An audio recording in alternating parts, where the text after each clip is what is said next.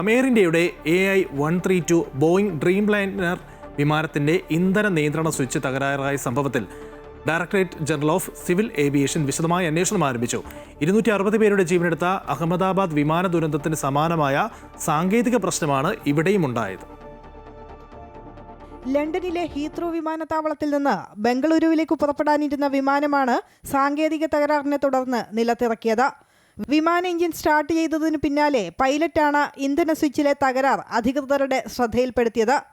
Engine start ചെയ്ത ഉടനെ ഇന്ധന നിയന്ത്രണ സ്വിച്ച് റൺ എന്ന നിലയിൽ നിന്ന് കട്ട് ഓഫ് എന്ന നിലയിലേക്ക് സ്വയം മാറുകയായിരുന്നു. സുരക്ഷാ മുൻകരുതലിന്റെ ഭാഗമായി ഉടൻ തന്നെ സർവീസ് റദ്ദാക്കി. DGCAയുടെ നിർദ്ദേശപ്രകാരം എയർ ഇന്ത്യ എല്ലാ ബോയിങ് 787 വിമാനങ്ങളിലെയും ഇന്ധന നിയന്ത്രണ സ്വിച്ചുകൾ പരിശോധിച്ചുവെന്നും യാതൊരു പ്രശ്നവും കണ്ടെത്തിയില്ലെന്നും വക്താവ് അറിയിച്ചു. 271 പേർ മരിച്ച അഹമ്മദാബാദ് ദുരന്തത്തിലെ വിമാനത്തിലും ഇന്ധന സ്വിച്ചുകൾ കട്ട് ഓഫ് സ്ഥാനത്ത് കണ്ടെത്തിയിരുന്നു. ഇതാകാം അപകടത്തിന് കാരണമെന്നായിരുന്നു ഒരു നിഗമനം. സമാനമായ പ്രശ്നമാണ് ഇവിടെയും സംഭവിച്ചത്. News desk, Amrita news.